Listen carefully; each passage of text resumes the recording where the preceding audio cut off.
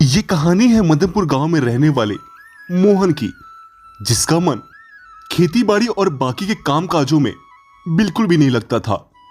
मोहन के पास एक गाय थी जो हर रोज करीब 10 लीटर दूध दे दिया करती थी और मोहन उसी से अपना और अपने परिवार का गुजारा किया करता था। वहीं गांव से थोड़ी दूर एक जंगल था। उस जंगल में एक साधु रहा करता था। साधु बहुत ही तपस्वी था और ईमानदार भी। अगर उस साधु का किसी ने खाने के लिए या ठहरने के लिए मदद किया होता है और वो आदमी गरीब हो तो साधु उसकी इच्छा अनुसार उसे फल दिया करता था।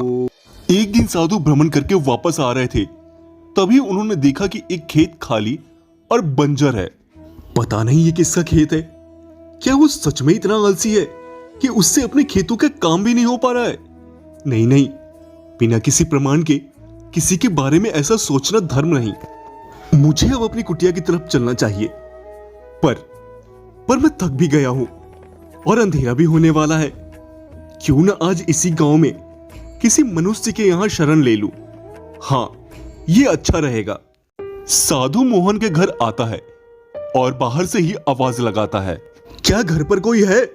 बाहर आओ बच्चा, देखो तुम्हारे घर एक साधु आया है। अगर कोई है तो वो बाहर आए। ये सुनकर मोहन घर से बाहर आता है। हे गुरुवर, आप कौन है? आपको पहले तो इस गांव में नहीं देखा और हमारे आसपास तो कोई गांव भी नहीं है। तो भला आप कौन है और कहां से आए हैं?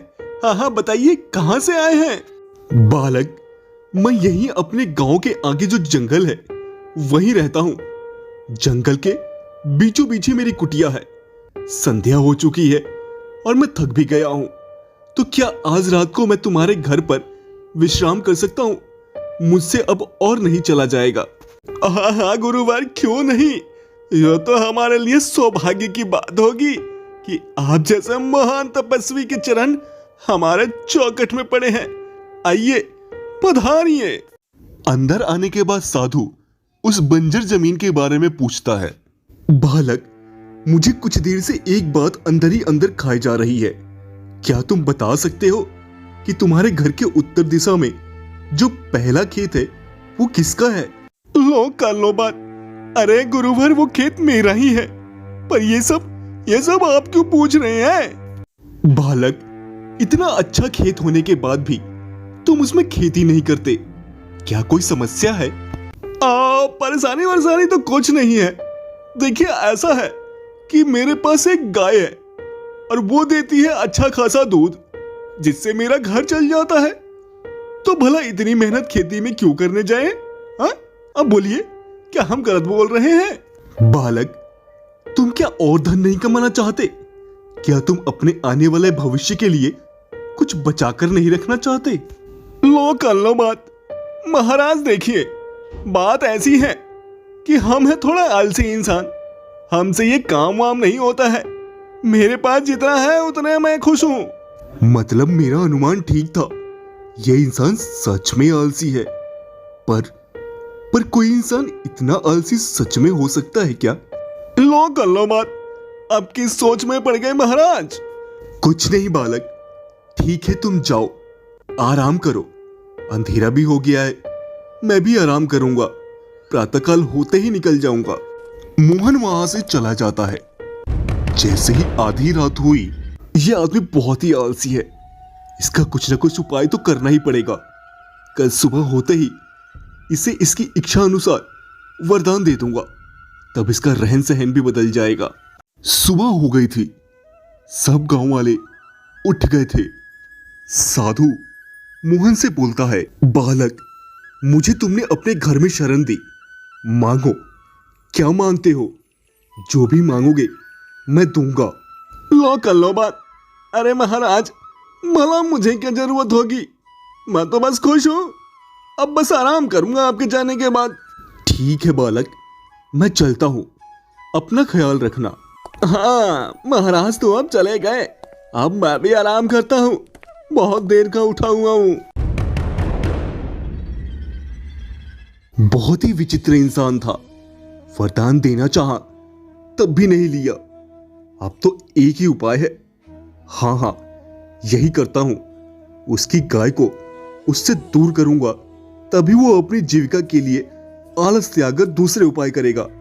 मुझे अपनी शक्तियों से उस गाय को उस घर से हटाना होगा। ओम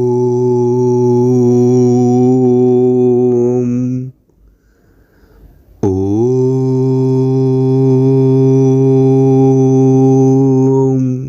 साधु की दिव्य शक्तियों से गाय मोहन के घर से चली गई। मोहन जब शाम को आया तो अपनी गाय को घर पर ना देखकर चिंतित हो गया। लो कर लो बात। अरे अरे मेरी गाय कहाँ गई? कौन ले गया मेरी गाय को? कैसे चलाऊंगा घर का खर्चा मैं? क्या करूं? इधर मोहन परेशान हो गया था और उधर साधु उसी समय से तपस्या में जुट गया था जब से उसने मोहन की गाय को गायब किया था।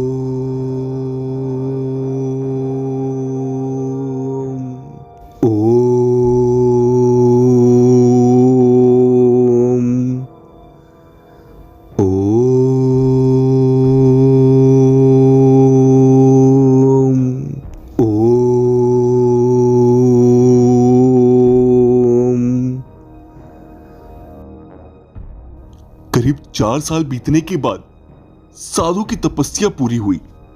मेरी तपस्या तो इस जंगल में पूरी हो गई, अब मुझे हिमाचल की पहाड़ियों में चलना चाहिए। साधु हिमाचल पर जाने की सोच रहा था, तभी उसे मोहन की याद आती है। अरे पता नहीं उस इंसान का क्या हुआ होगा जिसकी मैंने गाय गायब कर दी थी।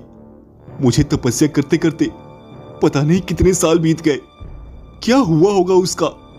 मैंने शायद गलती तो नहीं कर दी थी, मुझे चलकर देखना चाहिए। साधु जब मोहन के घर आया तो वहां का पूरा नजारा बदल चुका था। मोहन के छोटे से घर के यहाँ अब बड़ा घर था। लगता है उस आदमी की गाय चली जाने की वजह से वो व्यक्ति ये गांव छोड़कर चला गया है और अब ये जगह किसी दूसरे व्यक्ति का हो गया है। अरे रे, मैंने क्या अनर्थ कर दिया। लो कर लो बात। अरे महाराज आप, और यहां इतने सालों के बाद? अरे तुम्हारा घर कहां गया बच्चा? कहां रहने लगा है अब तू? लो कर लो बात।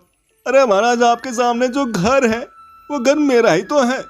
जब आप यहां से चले गए थे तो कुछ ही घंटों के बाद मेरी गाय भी यहां से गायब हो गई थी।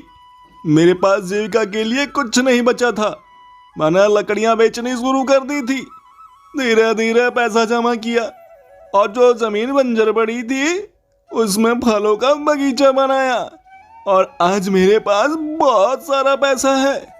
अच्छा ही हुआ जो गाय चली गई, नहीं तो मैं इतना अमीर कभी नहीं बन पाता।